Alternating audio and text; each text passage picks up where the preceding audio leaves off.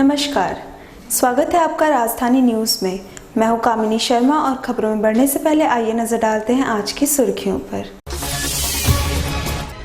झारखंड सरकार के संक्रामक रोग अध्यादेश के विरोध में चैम्बर के आह्वान पर बंद रही शहर के प्रमुख बाजारों की दुकानें। कोरोना के बढ़ते संक्रमण और हो रही मौत को देखते हुए जमशेदपुर के अधिवक्ताओं ने 27 जुलाई से 7 अगस्त तक काम बंद करने का लिया निर्णय। एक मां अपने बेटे से मिलने स्कूटी से 1800 किलोमीटर सफर तय कर पहुंची जमशेदपुर। सरकार से लेकर सभी स्तर के लोगों से मांगी थी मदद। और ई-कॉमर्स वेबसाइट में एक युवक को एप्पल का फोन ऑर्डर करना पड़ा महंगा। कंपनी द्वारा नकली प्रोडक्ट किया गया डिलीवर। अब खबरें विस्तार से। झारखंड सरकार द्वारा कोरोना को लेकर बनाए गए कानून के विरोध में शहर के व्यापारियों ने शनिवार को बाजार बंद करने का निर्णय लिया है। सरकार के इस फरमान के खिलाफ चैम्बर ऑफ कॉमर्स ने जमशेदपुर के सभी बाजारों को बंद रखने का ऐलान किया और उसका असर आज शहर में देखने को मिला। मेडिकल दुकान को छोड़कर लगभग सभी दुकानें बंद रहे। आपको बता दें कि झारखंड सरकार के तुगलकी फरमान 1 लाख रुपए का जुर्माना और 2 साल की सजा मास्क नहीं लगाने और सोशल डिस्टेंसिंग का पालन नहीं करने वालों के खिलाफ यह कार्रवाई है। उधर इसी कार्रवाई के विरोध में आज सिंहभूम चैम्बर ऑफ कॉमर्स ने बंद का आह्वान किया था और इसी के तहत आज पूरे शहर का बाजार बंद रहा। इन लोगों का कहना है कि झारखंड सरकार के इस तुगलकी फरमान का हम लोग विरोध करते हैं। आज 4 महीने से बाजार के हालात खराब है।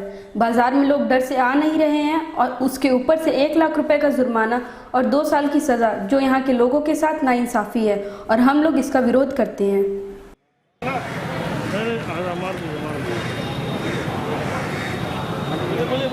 आज बाजार बंद रहेगा। कानून वापस लो, वापस लो, वापस लो। व्यापारी एकता जिंदाबाद, जिंदाबाद, जिंदाबाद। आज व्यापारी ने जो नया कानून आया है कि बगैर मास्क का 1 लाख रुपए फाइन, उसके विरोध में आज सभी व्यापारियों ने सिंहभूम चैम्बर ऑफ कॉमर्स के आह्वान पर आज सारी दुकानें अपनी बंद रखी। ये जो कानून है, ये 1 लाख रुपए फाइन का, इसका कोई औचित्य समझ नहीं आ रहा। झारखंड की जो व्यापारी है उसकी कमर ऐसी टूटी हुई है और इससे होगा, इससे अफसरशाही का जो राज है वो बढ़ेगा। वो जैसे कल देखा गया कि प्रशासन ने बाजार में आकर के जिस हिसाब से कोई दुकान में अकेले है और वो खाना भी खा रहे हैं तो उसको भी दुकान को 3 दिन के लिए बंद कर दिया गया। तो इस कानून से मुझे नहीं लगता है कि कुछ सुविधा होगा। कोई मास्क पहनेंगे, मास्क सरकार को व्यापारी पूरा सहयोग कर रहा है, उसके बावजूद इस तरह का कानून लाना ये गलत है और ये कानून सरकार को वापस लेना होगा। जमशेदपुर में दिन प्रतिदिन संक्रमित मरीजों की संख्या में इजाफा हो रहा है। जिले में अब तक कोरोना से 1244 लोग संक्रमित हो चुके हैं, जबकि 27 मौतें भी हो चुकी हैं। इसी के मद्देनजर जमशेदपुर के अधिवक्ताओं ने कोर्ट के काम से अपने आप को दूर रखने का निर्णय लिया। कोरोना के बढ़ते प्रकोप को देखते हुए जमशेदपुर बार एसोसिएशन ने अहम फैसला लिया है।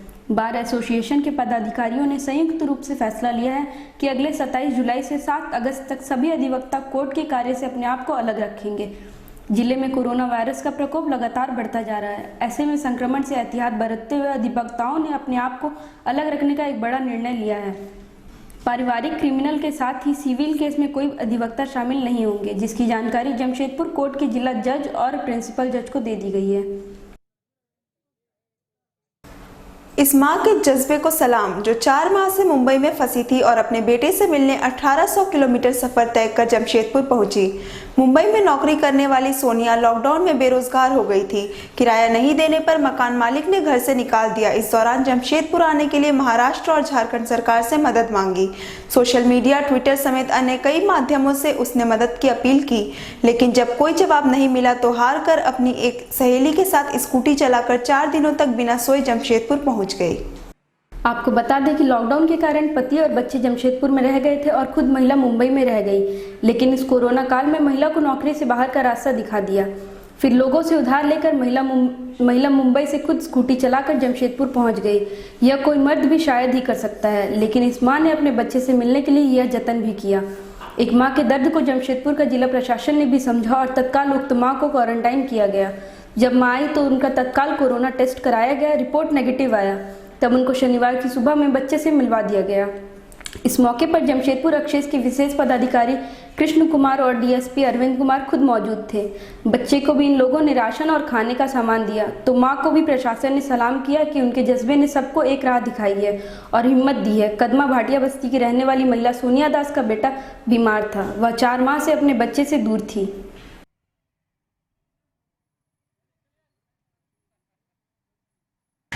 सर ऐसे तकलीफ़ तो वही 1800 किलोमीटर हम लोग चला के आए तो उतना ही था बस।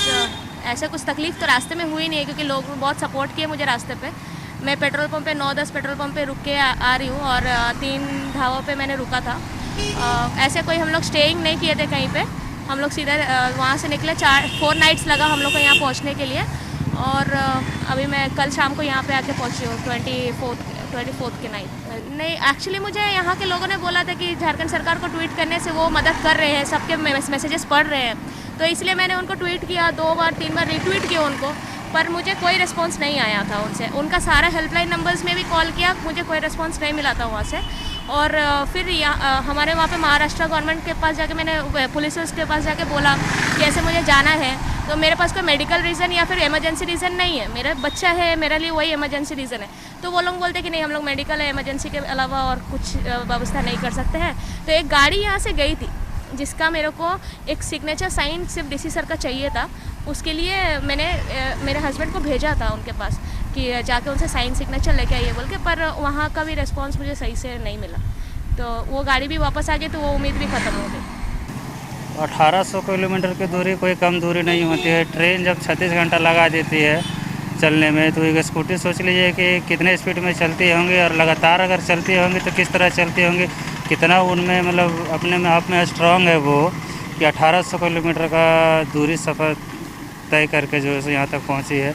उनके लिए वाकई चैलेंजेबल चीज़ था ये। सुनसान जगहों पर से भी वो गुजरी होगी, इतने सारे भीड़ रास्ते हैं वहाँ से गुजरी, इसके लिए तो चैलेंजेबल है ही बहुत ज़्यादा। हम लोग तो इस बात को लेके बहुत ही दंग रह गए, एक महिला हो के आप वो एक स्कूटी से इतना दूर तक आ गई सिर्फ एक बच्चे से, अपने बच्चे से मिलने के लिए। ई कॉमर्स वेबसाइट द्वारा नकली प्रोडक्ट डिलीवर किए जाने का एक नया मामला सामने आया है, जिसमें पीड़ित को ऑनलाइन एप्पल कंपनी का मोबाइल फोन खरीदना महंगा पड़ गया, जिसकी शिकायत पीड़ित ने जमशेदपुर के सीताराम डेरा थाना पहुंचकर की है। पीड़ित युवक अविनाश मिश्रा ने बताया कि A to Z solutions private limited company के वेबसाइट में एक एप्पल कंपनी का मोबाइल ऑर्डर किया था, जिसकी कीमत 19,000 रुपये थी। सारे पैसों का पेमेंट भी पहले ही कर दिया गया था। 16 जुलाई को फ़ोन की डिलीवरी डेट थी। कंपनी द्वारा एक नकली प्रोडक्ट डिलीवर किया गया। इस दौरान जब मोबाइल घर पर आया तो मुझे नकली मोबाइल होने का संदेह हुआ। जब कई मोबाइलें दुकान में जांच कराया गया तो पता चला कि पूरी तरह एप्पल का नकली मोबाइल है, जिसके बाद इसकी शिकायत सीताराम डेरा थाना में की गई। फ़ोन मंगाए थे नेट से, तो OLX पे एक ऐड देखे थे उसमें सस्ता फ़ोन सब दिखा रहा था। उसी में से ऑर्डर किए तो बोला गया कि कैश ऑन डिलीवरी आपको मिलेगा। जब मंगाए तो बोला गया कि आपको पहले 400 रुपये डिलीवरी चार्ज पे करिए। 400 रुपये ऑनलाइन डिलीवरी चार्ज उनके अकाउंट में पे किया गया। कंपनी का नाम है A to Z solutions private limited, Delhi की कंपनी है, उन्हीं से मंगाया गया था। जब 10 तारीख को हम ऑर्डर किए थे, 16 तारीख को मेरे को फ़ोन मिला। फ़ोन खोले, हम चेक किए तो देख रहे हैं कि ये डमी पे तो फर्स्ट कॉपी फ़ोन है, ओरिजिनल नहीं है। तो जब मैंने फ़ोन किया कस्टमर केयर को, कस्टमर केयर बोल रहे हैं कि मैंने आपको 1000 रुपये और भेजिए, तब आपका डिलीवरी बॉय जाएगा, आपसे फ़ोन लेगा और आपको पैसा देगा। और इसी के बोला जा रहा है कि आप नहीं दीजिएगा तब तो फिर आपको पैसा रिफंड नहीं होगा। सरायकेला जिले में लगातार कोरोना संक्रमितों की संख्या बढ़ रही है। ताज़ा मामला चांडिल थाने का है, जहां एक ASI समेत 19 पुलिस कर्मियों में कोरोना संक्रमण की पुष्टि हुई है, जिसके बाद पॉजिटिव पुलिस जवानों को चांडिल पॉलिटेक्निक कॉलेज में बने क्वारंटाइन सेंटर भेज दिया गया। सभी पुलिस कर्मियों ने थाने में 21 जुलाई को कोरोना जांच कराई थी। इधर पुलिस कर्मियों के संक्रमित मिलने पर थाने के बाकी स्टाफ को भी क्वारंटाइन कराया जा रहा है। चांडिल थाना के एक ASI समेत 19 पुलिसकर्मी निकले कोरोना पॉजिटिव मिलने के बाद पुलिस कर्मियों में हड़कंप मच गया है। वहीं रुंगटा स्टील प्लांट में कोरोना मरीज पाए जाने पर दर्जनों कर्मचारी कार्यस्थल से गायब हो गए हैं। मालूम हो कि उपायुक्त के निर्देश पर चांडिल अनुमंडल के चारों प्रखंडों सहित कपाली नगर परिषद में आवश्यक सेवा, राशन, सब्जी, दूध, मेडिकल, रासायनिक व बीज की दुकान को छोड़कर सभी प्रतिष्ठानें बंद रखने की गाइडलाइन जारी की गई थी। लेकिन बाजार सजते रहे, सोशल डिस्टेंस की धज्जियां उड़ती रही। सरकार की गाइडलाइन की अनदेखी कर बर्तन दुकान, सैलून, रेडीमेड गारमेंट्स, कपड़े की दुकान, चाय नाश्ता बैठकर खिलाना आदि सभी बेधड़क चलता रहा। राष्ट्रीय बैंकों में सोशल डिस्टेंस को ताक में रखा गया। अब कोरोना वायरस ने अपना उग्र रूप दिखाया तो अफरा तफरी में स्थानीय प्रशासन भी हरकत में आ गई। अब वक्त है एक छोटे से ब्रेक का।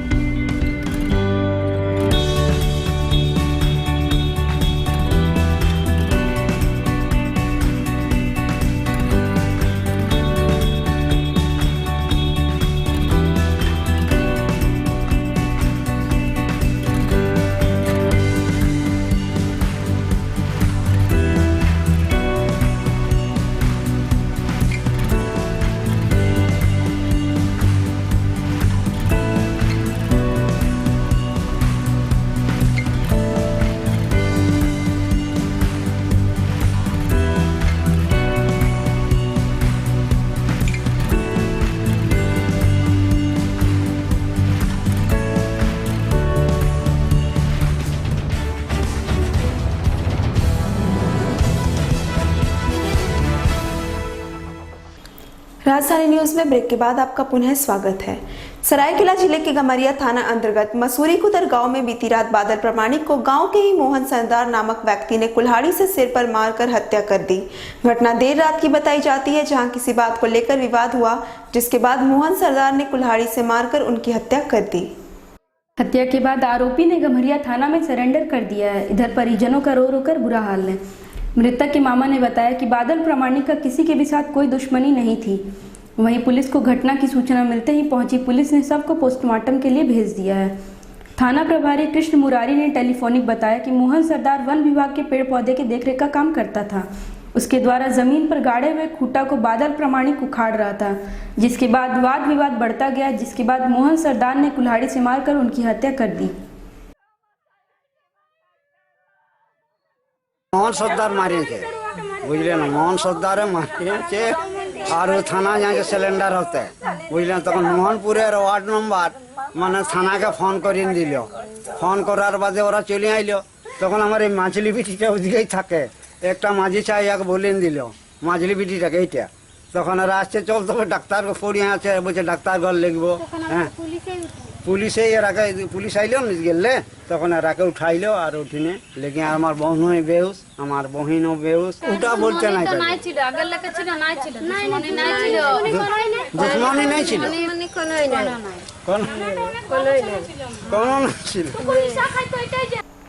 सरायकेला जिले के चांडिल थाना अंतर्गत हुनमित में जोबा प्रमाणिक की बिजली की करंट लगाकर हत्या करने का मामला प्रकाश में आया है। मृतिका के भाई बादल प्रामाणिक ने बताया कि 12 वर्ष पूर्व अबोध प्रामाणिक बिजली मिस्त्री से जोबा की शादी हुई थी, लेकिन शुरू से जोबा के साथ मारपीट करता था, जिसको लेकर 1 वर्ष पूर्व चांडिल थाना में समझौता भी हुआ था। अबोध प्रामाणिक का अवैध संबंध अपनी भाभी से होने के कारण मेरी बहन की बिजली की करंट से हत्या कर दी गई। चांडिल थाना में हत्या का मामला दर्ज किया गया है। शव को पोस्टमार्टम के लिए पुलिस ने भेज दिया है। थाना में आए हैं, मेरा बहन का शादी हो गया, 12 साल हो गया। हुमित गांव में हम लोग शादी दिए थे, तो मतलब बीच बीच में मारपीट करते रहता था मेरा बहन को, आज जान से मार दिया पूरा। और दहेज के लिए भी मांगता था कि पिताजी कह रहा रिटायरमेंट हो गया, तुम 1 लाख रुपया ला के दो, नहीं तो जान से मार देंगे। फिर दारू वारू पीता था जीजा, और बीच में मारपीट करते रहता था। और उसका जो बड़ा भाभी है उसके साथ नाजायज़ संबंध था।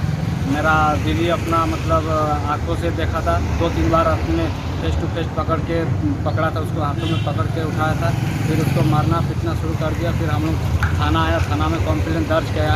उसके बाद फिर हम लोग सोचा कि अपना जीजा है, आपस में मिलजुल कर उसको हम लोग मिटवा दिए। फिर बाद में फिर झमेला हुआ था, तो बोला छोटा मोटा लड़ाई झगड़ा में फिर बार बार काहे हम लोग थाना जाएंगे, तो हम लोग कुछ नहीं बोला। आज फिर उसको जान से मार दिया उसको।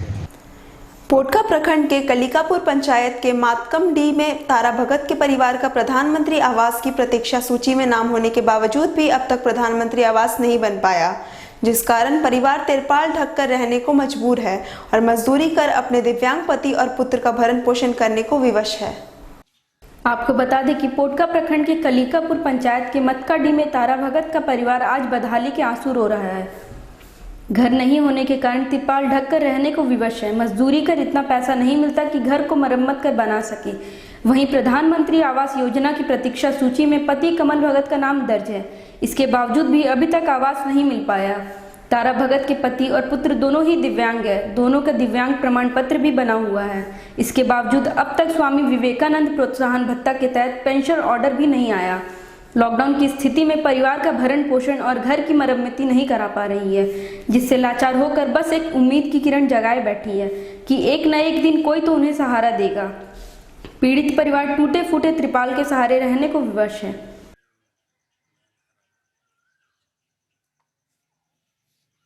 दिव्यांग है, मेरा लड़का भी दिव्यांग है। हम अकेला मजदूर करते हैं, मजदूर करके भी मेंटेनेंस नहीं कर पा रहे हैं। और ऊपर से मेरा घर भी गिर जा रहा है, वो भी नहीं बना सक रहे हैं। और तिरपाल एक तो खरीद के लगा हुआ है, मेरा घर गिर जाएगा। सरकार से मुझे घर नहीं मिला है, मतलब क्या बोलेगा, ये मोदी आवास अभी नहीं मिलता है। इतना दिन से एप्लीकेशन दिया है फिर भी नहीं मिला है। पति को भी नहीं मिलता, मेरा लड़का का भी नहीं मिलता। जमशेदपुर के मानगो उलीडी क्षेत्र अंतर्गत तालाब बस्ती में आम जनमानस की जिंदगी इन दिनों दुभर हो गई है। चारों तरफ पानी के बीच यहां जनता रहने को विवश है, जिसके खिलाफ भाजपा ने मानगो नगर निगम कार्यालय में डेरा डालो घेरा डालो के तहत धरना दिया। बताया जाता है कि विगत 2 दिनों से लगातार हो रहे बारिश के कारण बस्ती में जल जमाव की विकट समस्या उत्पन्न हो गई है। बस्ती के लोग घर से बाहर भी नहीं निकल पा रहे हैं। इसकी शिकायत मानगो नगर पालिका से की गई थी, बावजूद वहां से जल निकासी की कोई व्यवस्था नहीं की गई, जिसके खिलाफ अब भाजपा ने मोर्चा खोलते हुए मानगो नगर पालिका के बाहर धरना दिया है। इस दौरान भाजपाइयों ने कहा कि जनता यहां जल जमाव से त्रस्त है और विभागीय अधिकारियों के कानों में जू भी नहीं रेंग रही है, जिस कारण भाजपा सड़क पर उतरने को मजबूर है और जब तक समस्या का पुख्ता समाधान नहीं होगा तब तक आंदोलन जारी रहेगा।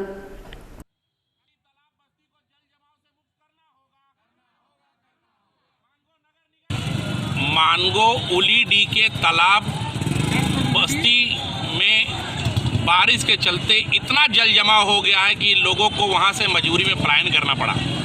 हद तो तब हो गई जब मैंने और स्थानीय लोगों ने नगर निगम को कल सैकड़ों बार फोन किया, संवेदक को फोन किया, अधिकारी को फोन किया, लेकिन किसी के कान में जू तक नहीं रखी। इसका दुष्परिणाम ये हुआ कि जो मेरी माताएं बहनें भाई बंधु आए हुए हैं जो तालाब बस्ती में रहते हैं, ये रात को खाना सड़क पर बनाए और खड़क पर अपने बच्चों के साथ रहे, सड़क पे रहे, जो जहां वहीं लॉक हो गया।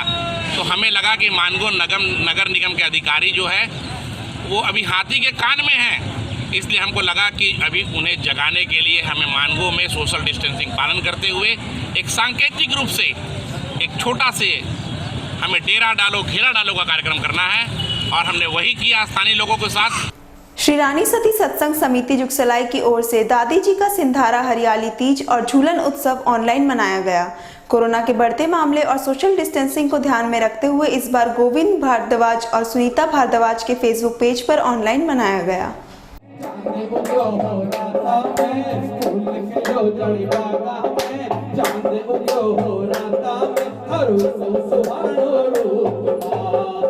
रानी सती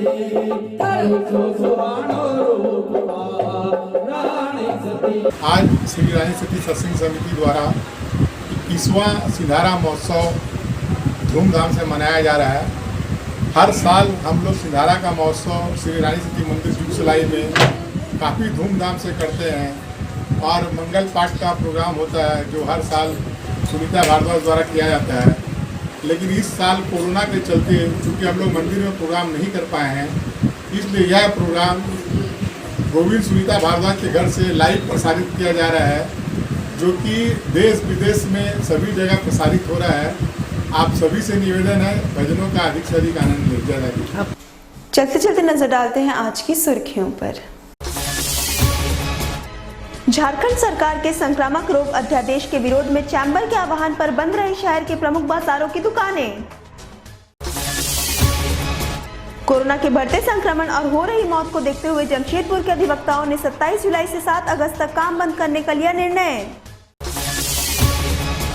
एक मां अपने बेटे से मिलने स्कूटी से 1800 किलोमीटर सफर तय कर पहुंची जमशेदपुर। सरकार से लेकर सभी स्तर के लोगों से मांगी थी मदद।